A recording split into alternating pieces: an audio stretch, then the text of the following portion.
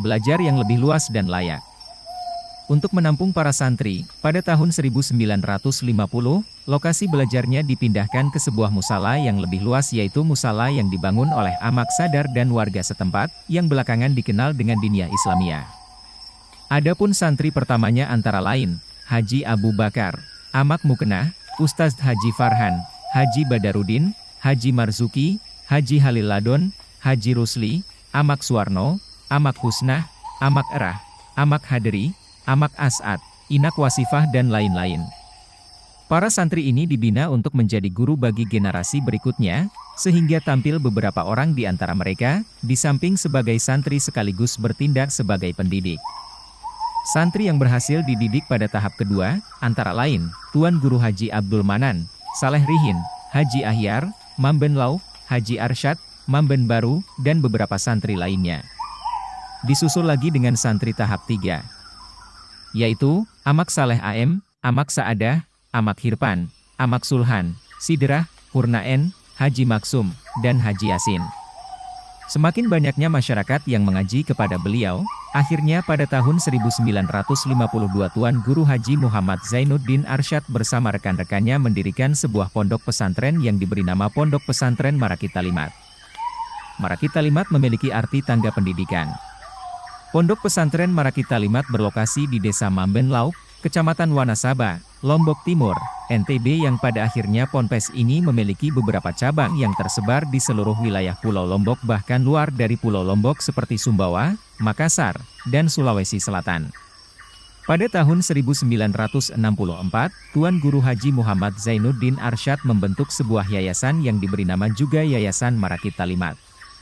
Tuan Guru Haji Muhammad Zainuddin Arsyad bertindak selaku Ketua Umum Yayasan. Dan sekretarisnya adalah WST Haji Abdul Manan. Yayasan Maraki Talimat bergerak di bidang pendidikan, sosial dan dakwah. Kegigihan beliau dalam melakukan pengkaderan patut menjadi contoh bagi generasi mendatang. Beliau tidak pernah mengenal lelah demi meraih cita-cita, yakni membumikan ajaran Islam yang satu-satunya diridlai Allah Subhanahu wa Ta'ala. Kepedulian beliau dalam pendidikan umat, di samping melalui majelis ta'lim, juga melalui lembaga pendidikan formal di bawah naungan Yayasan Maraki Talimat.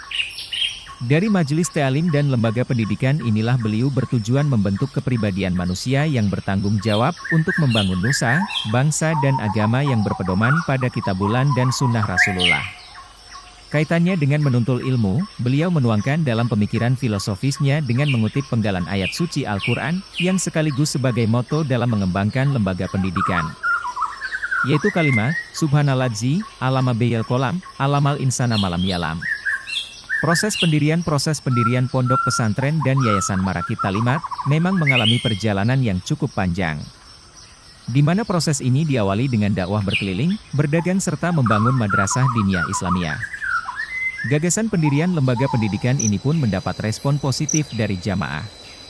Sekitar tahun 1951, beliau melakukan musyawarah dengan para tokoh dan santrinya yang dihadiri langsung oleh ayahanda Tuan Guru Haji Muhammad Arsyad. Beberapa tokoh yang hadir antara lain, Haji Muhammad Amin, Tuan Guru Haji Mustaqim, Papuk Hayat, Haji Halidi, Haji Muhammad Hamid, Haji Baharudin, Guru Nurminah, Amak Munakif, Haji Mahmudin dan Haji Ridwan. Musyawarah pertama ini dilanjutkan dengan pertemuan kedua dengan mengundang keliang kampung atau kepala dusun seperti Haji Mustafa, Haji Muhtar, Anhar, Guru Badar, Amak Manan, Amak Muhriah, Amak Saknah, Haji Muhammad Saleh, Amak Kalsum, Amak Nasrun, Amak Sakrah, Amak Erah, Amak Sainah dan beberapa tokoh lainnya. Beberapa saksi yang masih hidup menyebutkan, musyawarah ketika itu sedikit berjalan alot, terutama ketika menentukan sebuah nama lembaga pendidikan. Sebagian peserta mengusulkan nama, Darul Ulum, dan sebagiannya lagi, Maraki Talimat. Sebagian peserta berpendapat, bila lembaga pendidikan diberi nama Darul Ulum, itu berarti kita mengambil nama dari sebuah lembaga pendidikan yang terkenal di Tanah Suci Makkah. Jadi yang paling pas adalah nama Maraki Talimat. Dan nama ini pun disetujui oleh semua peserta musyawarah. Setelah nama mendapat kesepakatan peserta, kemudian dilanjutkan dengan pendirian Madrasah Ibtidaiyah pertama yang pembangunannya murni dari swadaya masyarakat. Dalam perjalanan politik Indonesia ketika itu, para pejuang dan pendiri madrasah ini berhaluan kepada Partai Majelis Syuro Indonesia, Masyumi, yang diketuai Kiai Haji Agus Alwi dan Umar Semek. Setelah lembaga pendidikan ini berjalan, pada tahun 1959, perjuangan ini pun dilanjutkan dengan penyusunan anggaran dasar dan rumah tangga, (EDAR). Dan pada tahun 1960, pihak pengurus madrasah melakukan kerjasama dengan pimpinan Muhammadiyah di Mas Bagek Lombok Timur, terutama dalam hal pembuatan akte notaris Yayasan Maraki Talimat. Dan pada tahun itu, yang menjadi gubernur NTB adalah Wadita Kusuma, sementara yang menjabat sebagai Bupati Lombok Timur Laluildan. Pada tanggal 30 Juni 1964, Yayasan Maraki Talimat pun diresmikan. Hadir dalam peresmian tersebut adalah beberapa tokoh Masyumi dari pusat, seperti Kiai Haji Muhammad Hafiz, Ormas Islam se-Pulau Lombok dan beberapa pejabat pemerintah lainnya. Dalam melakukan perencanaan pembangunan, Tuan Guru Haji Muhammad Zainuddin Arsyad selalu melakukan musyawarah dengan semua pihak, entah itu pengusaha, para tokoh agama, maupun masyarakat. Menurut beberapa tokoh Maraki Talimat, dalam melakukan musyawarah beliau menggunakan 3 tahapan. Pertama kali beliau mengundang para pengusaha. Setelah itu baru dikumpulkan para tokoh masyarakat, tokoh agama dan pemuda termasuk pengurus ranting. Kemudian memasuki tahapan ketiga yaitu mengundang para guru. Dengan cara yang demikian, mereka dapat mengemukakan pendapat masing-masing, yang selanjutnya disimpulkan menjadi sebuah rencana yang akan dijalankan oleh semua pihak, sekaligus menyusun panitia pembangunan. Peran antara pengusaha, tokoh masyarakat, agama dan pemuda serta para guru tentu berbeda. Para pengusaha mengumpulkan biaya pembangunan sarana dan prasarana lembaga pendidikan, sementara para tokoh bertugas mensosialisasikan hasil kesepakatan. Sedangkan para guru berperan untuk mendidik siswa di lembaga pendidikan yang akan didirikan atau dibangun. Beberapa murid dan sahabatnya pernah menuturkan, bahwa ketika pembangunan gedung Madrasah Ibtidaiyah yang pertama di Desa Mamben Lau Kabupaten Lombok Timur, Tuan Guru Haji Muhammad Zainuddin Arsyad kerap kali menerima kata-kata yang kurang berkenan di hati, yang dilontarkan oleh sebagian masyarakat yang kurang paham akan pentingnya arti sebuah lembaga pendidikan. Bahkan, ketika beliau bersama jamaah melakukan kegiatan gotong royong, ia dilempar dengan batu dan kotoran. Namun semua kejadian itu, ia hadapi dengan penuh kesabaran dan menyarankan kepada jamaah untuk tidak melakukan lemparan balasan. Karena orang yang melakukan hal tersebut dinilai buta walaupun pada mata zahirnya melihat.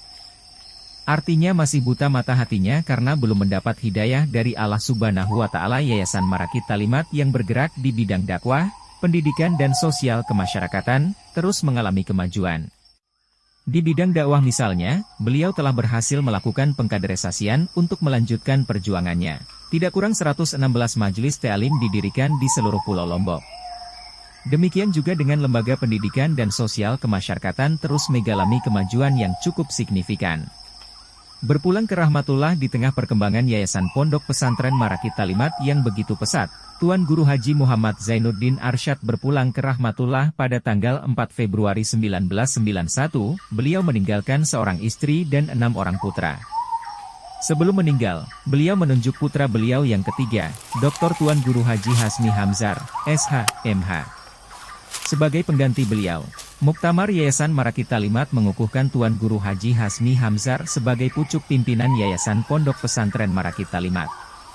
Sampai-sampai saat ini Yayasan Pondok Pesantren Maraki Talimat memiliki 165 majelis ta'lim, 25 TK, PAUD, 35 madrasah ibtidaiyah, 15 SD Islam, 27 madrasah sanawiyah, 3 madrasah aliyah, 3 buah SMU, dan beberapa buah 10 SMK serta 3 buah perguruan tinggi yaitu Sekolah Tinggi Ekonomi Islam, Sekolah Tinggi Ilmu Kesehatan, Sekolah Tinggi Keguruan dan Ilmu Pendidikan Hamzar.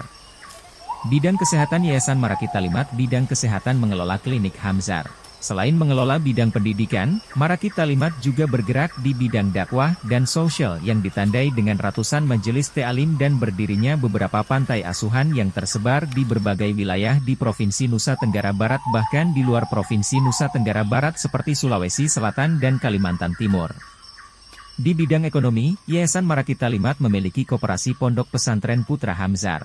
Di usia yang ke-73 Yayasan Maraki Talimat memiliki berbagai macam program yang harus tuntas di tahun 2024, diantaranya program Satu Rumah Satu Sarjana yang mendapat respon positif dari Menteri Agama RI, pendirian Radio Umat Al-Hamzar, pembentukan pusat bimbingan konseling dan sejumlah program lainnya. Demikian, penelusuri jejak dakwah Tuan Guru Haji Zainuddin Arsyad. Namun semua kejadian itu, ia hadapi dengan penuh kesabaran dan menyarankan kepada jamaah untuk tidak melakukan lemparan balasan.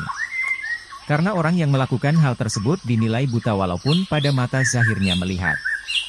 Artinya masih buta mata hatinya karena belum mendapat hidayah dari Allah Subhanahu wa Ta'ala. Yayasan Maraki Talimat yang bergerak di bidang dakwah, pendidikan dan sosial kemasyarakatan, terus mengalami kemajuan. Di bidang dakwah misalnya, beliau telah berhasil melakukan pengkaderisasian untuk melanjutkan perjuangannya. Tidak kurang 116 majelis ta'lim didirikan di seluruh Pulau Lombok. Demikian juga dengan lembaga pendidikan dan sosial kemasyarakatan terus mengalami kemajuan yang cukup signifikan. Berpulang ke rahmatullah di tengah perkembangan Yayasan Pondok Pesantren Maraki Talimat yang begitu pesat, Tuan Guru Haji Muhammad Zainuddin Arsyad berpulang ke rahmatullah pada tanggal 4 Februari 1991, beliau meninggalkan seorang istri dan 6 orang putra. Sebelum meninggal, beliau menunjuk putra beliau yang ketiga, Dr. Tuan Guru Haji Hasmi Hamzar, SH, MH. Sebagai pengganti beliau, Muktamar Yayasan Maraki Talimat mengukuhkan Tuan Guru Haji Hasmi Hamzar sebagai pucuk pimpinan Yayasan Pondok Pesantren Maraki Talimat. Sampai saat ini Yayasan Pondok Pesantren Maraki Talimat memiliki 165 majelis ta'lim, 25 TK, PAUD, 35 madrasah ibtidaiyah, 15 SD Islam, 27 madrasah sanawiyah, 3 madrasah aliyah, 3 buah SMA, dan beberapa buah 10 SMK serta 3 buah perguruan tinggi yaitu Sekolah Tinggi Ekonomi Islam, Sekolah Tinggi Ilmu Kesehatan, Sekolah Tinggi Keguruan dan Ilmu Pendidikan Hamzar.